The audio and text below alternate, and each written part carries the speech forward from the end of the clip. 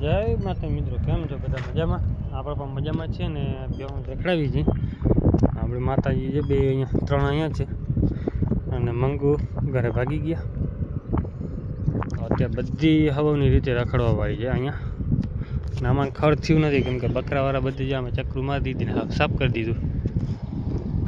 2% આપણે બેહવા આવે ને એટલે પૂરું આ બાજુ ને ખડ ભરવા માંડ્યું છે વધારે પડતું. તો હવે આમાં ખડ થતું ને એટલે એક વરસાદ થઈ જાય ને એટલે ઝાડું હોય ને એટલે છાંયાને ભાગ કરીએ ને પાણી સુકાય નહીં જલ્દી.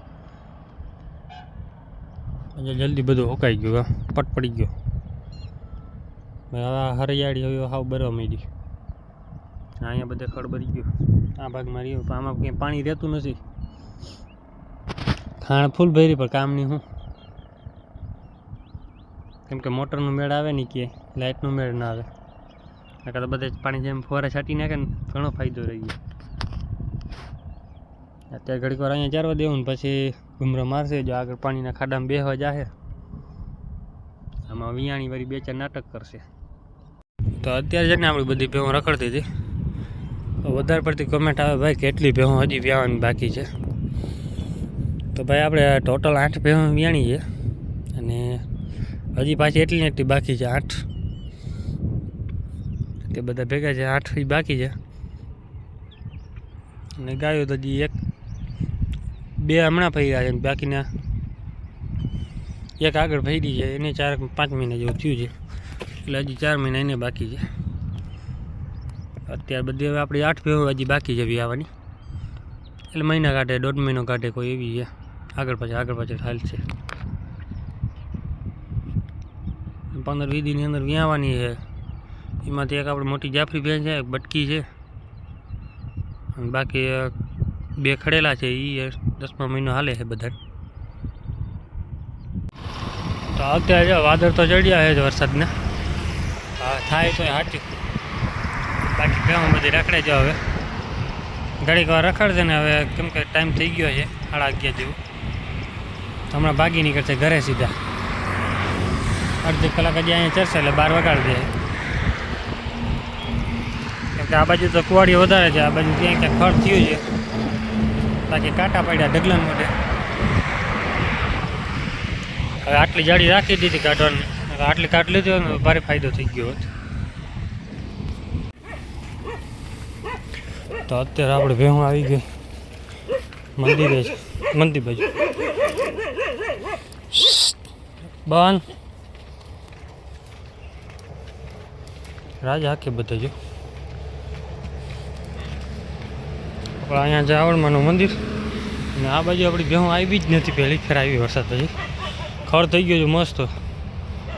બધી ચડી આવી આજે આ બાજુ અને વરસાદ અત્યારે જો એક રેડો પડી ગયો.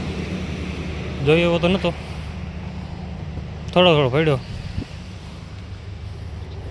ના બાજુ અમે માતાજીનું મંદિર છે. એ છે ને આવવાની છે ગરમીમાં. 1-2 દિવસની અંદર હવે આવશે. તો કે એનો ટાઈમ થઈ જ જાય. મેં છીએ ને એટલે 20-25 દિવસની અંદર ગરમીમાં આવી જાય તરત જ. આ વખતે થોડીક વહેલી વી ગઈ કેમ કે ગયા વર્ષે જલ્દી ફરી ગઈ હતી. અને ગમે એવા પાડાને બાંધી રાખો ઘરે. ન થવા દેવી હોય ને એટલે શું કરે ખીલામ જઈને થઈ જાય. ઘરાથી ખીલામ થાય. વાહ રહી ગયા રાડું નાખે. ભીખલી છે આપણી ફાઇનલ હોય. હમણાં નીકળશે. હા આજ તો આપણી છે ને જાફરી બીમાર પડી હતી. સવારે લઈ નતા આવ્યા, દવા કરી. તો અત્યારે આપણી ભેહું બધી છે ને કાંઠો ટપી ગઈ રોડનો. હાલો બધું ચાલો. એ બધા જામણે ચરતા ધીરે ધીરે આવે. હાલો છાંટા પડી ગયા ને એટલે હવે ખુલ્લા મેદાનમાં જ ભાગવાનું કરે વધારે. કેમ કે બીજે ક્યાંય ચરવાનું ભાવતું છે નહીં. અત્યારે રખડશે આ બાજુ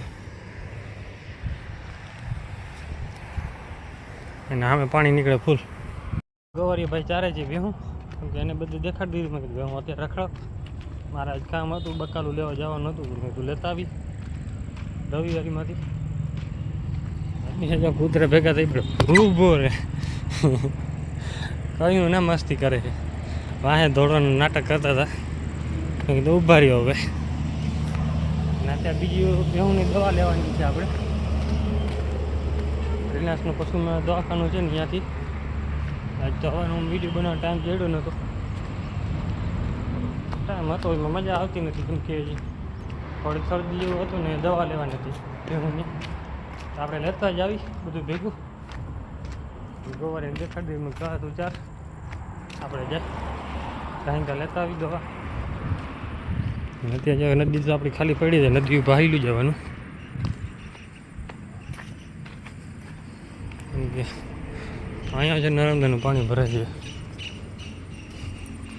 સામેથી પાણી આવે છે ને બધું અહીંયા ખાડો ભરાઈ જાય મસ્ત થઈ જાય આ ફૂલ ભરાતું નથી જમીન બધી ચૂંટી જાય જેટલો વરસાદ પડે ને એટલો બધો પાણી નદી જમીનમાં ઉતરી જાય કેમ કે આ બાજુ આપણે હજી કાંઈ વરસાદ છે જ નહીં ઓલી બાજુ આગળ પડ્યો છે વરસાદ સારો પડી ગયો બાજુ જામનગર જિલ્લાના અડધા ગામમાં વરસાદ છે ને એમાં ગટર એવો પડ્યો છે ને આપણે આ બાજુના થોડા ઘણા ગામડા રહી ગયા છે કોરા થાકર ગયા વર્ષે તો ત્યાં આ નદી ફૂલ ભરી હતી છેલ્લે વરસાદ થઈ ગયો તો સારું અને થોડોક વરસાદ થયો તો એમાં પણ નદી ભરાઈ ગઈ હતી ગયા વર્ષની થોડીક બુક પડી ને એટલે પાણી ગાઈ ચૂહાઈ ગયું અને પેલો વરસાદ આવે ને એટલે નદીના ખાડા બધા ફૂલ થઈ ગયા હોય કોક જ ખાડા ખાલી રહ્યા હોય